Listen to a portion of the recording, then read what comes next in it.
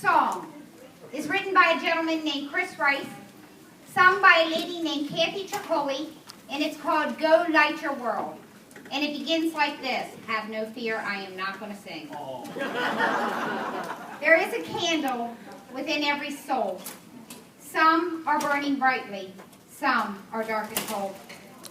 There was a time in my life where my candle of hope had to completely burn out. During that time, there was a lot of chaos going on in my brain, and it was making it difficult for me to live in this world.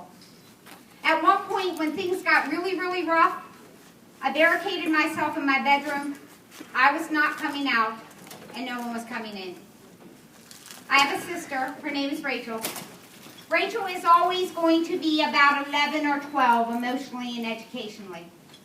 She would come downstairs every single day and sit by my bedroom door and stick her hand under the door frame and wiggle her fingers and say these words. Hey, Gina, I know you're not ready to walk into the world just yet, but when you are, here's my hand, and I want to walk into the world with you.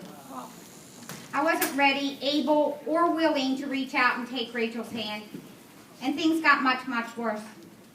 They had to break down the door. I was rushed to critical care of the hospital. My family, who has been with me through triumphs and struggles, came to visit.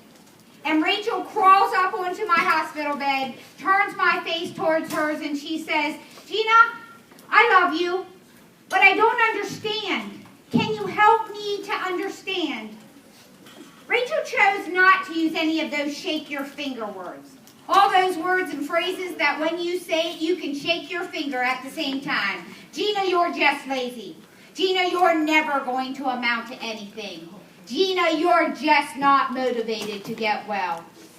Instead, Rachel was seeking to understand me from my perspective. There's a famous quote that goes something like this.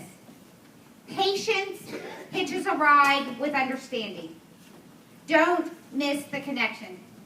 Before you back out, tune in. And when you tune in, seek to understand the person from the person's point of view. And that's what Rachel was doing. And again, I was unable or unwilling to reach out and make that connection. After that came a series of hospital stays. At one point, when things were really, really rough, I was court committed to one hospital for 1 year, directly transferred to a second hospital for a second year, and then directly transferred to Harrisburg State Hospital. After several years in Harrisburg State Hospital, where in my perspective they used a lot of shake your finger words, I thought, this is not the place I want to be. And if they're not going to discharge me, I'm going to create my own discharge plan. So I did. I escaped from Harrisburg State Hospital, and you can clap that.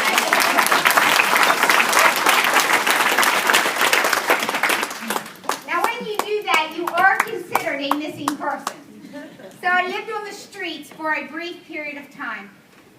If you have never lived on the streets, it's a very different and a very difficult life. So there's all this chaos going on in my brain, and I'm starting to get physically very, very ill. And I'm thinking to myself, oh my goodness, I need a safe place to be. I know. I'll go to my grandmother's house. She lives in the backwoods of West Virginia.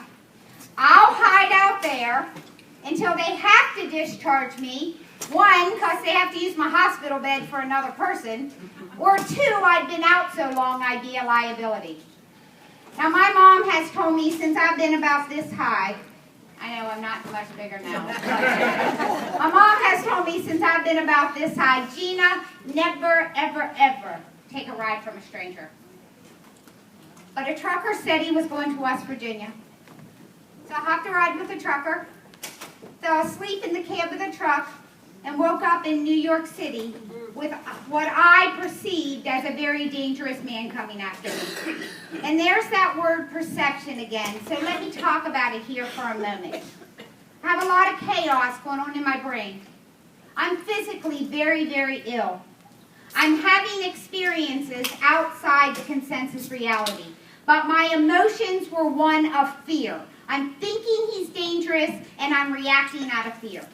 So I am literally hitting the streets of New York City, running, screaming, "Help me, God," at the top of my lungs. And right before I passed out, I remember seeing a New York City police officer. Woke up in a New York City hospital. Guess what? You can't be in 2 hospitals at one time. So they decided to discharge me from Harrisburg State. When I was physically able to go home, I still didn't have a lot of hope inside. But when I was physically able to go home, a social worker put me on the bus, and my dad picked me up in Pennsylvania. Now this is many years later. As we are going down the driveway to my family home, there's Rachel, still holding hope for me. She's out on the porch, both hands in the air going, "My sister's home! My sister's home! My sister's home!" Rachel chose to see something of worth and value in me. Now Rachel couldn't light my candle of hope for me. All she could do was hold hope out there so I could take my unlit candle, light it off hers, and adopt hope for myself. We can't light other people's candles of hope for them, though I wish we could. But what we can do is what my favorite song says. If you are a hope-filled person, carry your candle, run to the darkness, and light up your world. It is when we light up our environment with hope that people in really deep, dark, and/or desperate places can begin to see other possibilities and pathways for their future. And that's how my husband and I define hope, as an acronym. HOPE. How other possibilities emerge.